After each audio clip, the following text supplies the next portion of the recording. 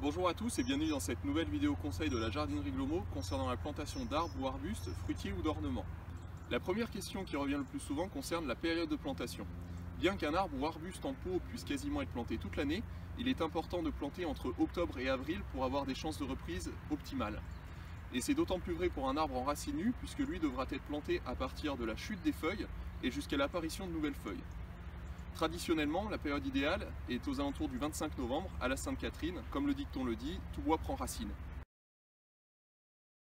La première étape consiste à creuser le trou, à l'aide d'une bêche et d'une pelle, en prenant soin de choisir l'emplacement qui sera adapté aux exigences de votre arbre. Ici, nous avons choisi un arbre fruitier en tige 8-10, la forme la plus courante dans le commerce et celle qui donnera des fruits le plus rapidement. Il faudra bien faire attention de creuser un trou au moins 10 cm plus large de chaque côté et 10 cm de plus également en profondeur afin que l'arbre ait de la place nécessaire à la création des nouvelles racines. La deuxième étape est l'installation du tuteur.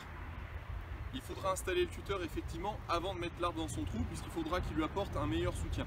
Assurez-vous que le tuteur soit bien enfoncé au fond du trou et offre une bonne résistance afin de maintenir l'arbre, surtout dans le cas d'un arbre en demi-tige puisqu'il va avoir une forte résistance au vent, donc il aura besoin d'un bon maintien. La troisième étape consistera à améliorer votre terrain. Effectivement, pour tous les terrains trop lourds ou trop légers, trop sablonneux, trop rocailleux, vous pourrez ajouter du terreau afin d'améliorer la structure et la texture du sol.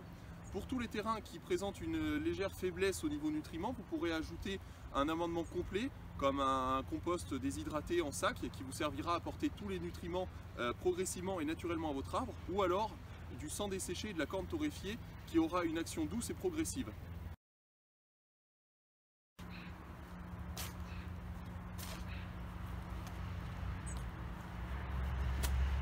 La quatrième étape consistera quant à elle à reboucher votre trou sans oublier de tasser. Il est très important de tasser pour faire sortir toutes les porosités, toutes les boules d'air qu'on aurait pu laisser au niveau des racines.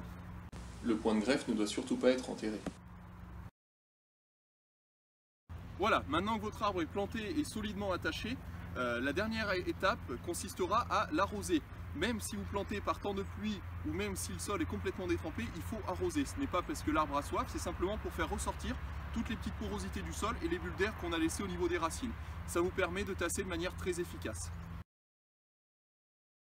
Vous disposez à présent de tous les bons conseils pour réussir vos plantations. Si vous avez des questions à éclaircir, n'hésitez pas à les poster en commentaire, j'y répondrai avec plaisir. Et si vous souhaitez vous aussi vous fournir en arbres directement chez le producteur, que ce soit pour des fruitiers ou des arbres d'ornement, n'hésitez pas à faire un petit tour dans la description, vous trouverez le lien de notre site internet sur lequel nous faisons des expéditions bien sûr dans toute la France ou des réservations à venir récupérer directement dans notre production.